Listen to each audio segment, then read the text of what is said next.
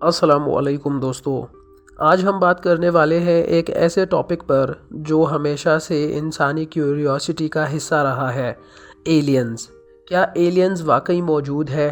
क्या हम इस कायनात में अकेले हैं या हमारे अलावा भी इस कायनात में कोई और ऐसी शय मौजूद है जो ज़िंदगी की तरफ इशारा करती है? I was taking the recycling out to the trash can and I was walking back and I saw like this blue light in the sky and I was like that's kind of bright. ये सवाल हमेशा से सोचा गया है, लेकिन आज हम कुछ ऐसे पॉइंट्स पर बात करेंगे जो इस थ्योरी को सपोर्ट करते हैं कि एलियंस असल में रियल है।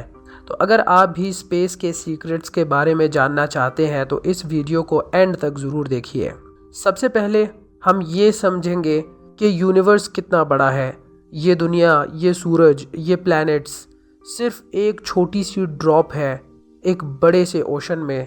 नासा के मुताबिक सिर्फ हमारी मिल्की वे गैलेक्सी में ही 100 बिलियन से ज़्यादा स्टार्स हैं और हर स्टार के इर्द गिर्द कुछ प्लैनेट्स होते हैं।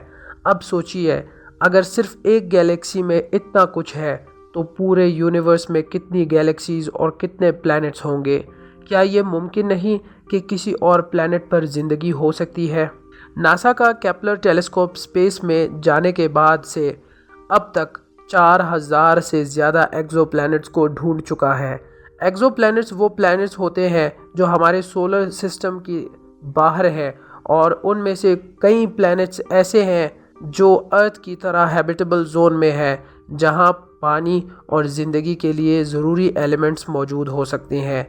ये बात ये बताती है कि अर्थ के अलावा भी ज़िंदगी के चांसेस मौजूद है। यूएफओ साइटिंग्स का कॉन्सेप्ट तो आपने सुना ही होगा।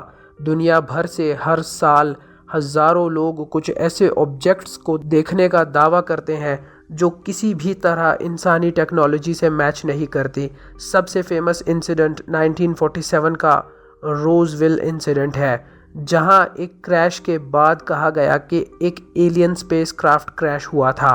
हालांकि गवर्नमेंट ने इस बात को डिनाई किया, लेकिन कॉन्स्पिरेसी थ्योरीज के लिए ये एक बड़ा एविडेंस बन गया।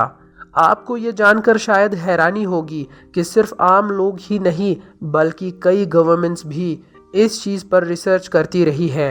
रिसेंट ईयर्स में यूएसए ने कुछ यूएफओ वीडियोस को डीक्लासिफाई किया जो उनके पायलट्स ने रिकॉर्ड किए। ये वीडियोस ऐसे ऑब्जेक्ट्स को दिखाते हैं जो ना सिर्फ सुपर फास्ट है बल्कि ऐसे मनूवर कर रहे हैं जो हमारे फिज़िक्स के प्रिंसिपल्स को चैलेंज करते हैं। क्या ये सब टेक्नोलॉजीज़ किसी एडवांस्ड सिविलाइजेशन का हिस्सा हो सकती है?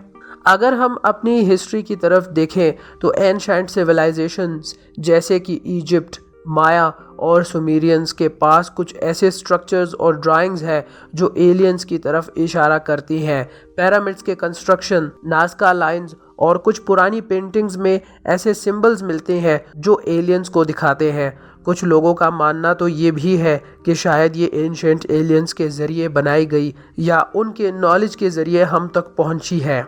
तो अब सवाल ये है कि अगर एलियंस मौजूद है तो वो नज़र क्यों नहीं आते? इस सवाल को हम फर्मी पैराडॉक्स कहते हैं।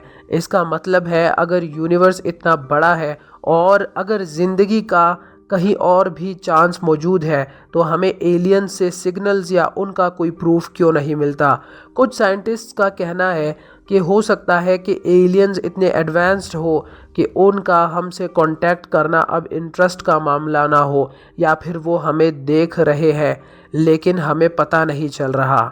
तो दोस्तों, क्या एलियंस वाकई रियल है? ये सवाल अब भी सिर्फ एक मिस्ट्री है, लेकिन जितनी रिसर्च और डिस्कवरीज हो रही है उतना ही ये कॉन्सेप्ट मज़ीद इंटरेस्टिंग होता जा रहा है। शायद हमारे पास सॉलिड प्रूफ अभी ना हो, लेकिन यूनिवर्स की वसीयत को देखते हुए ये कहना गलत नहीं होगा कि हम इस कायनात में तन्हा नहीं हैं। अगर आपको ये टॉपिक इंटरेस्टिंग लगा तो वीडियो को लाइक करें, चैनल को सब्सक्राइब करें और कमेंट्स में अपनी राय ज़रूर दें।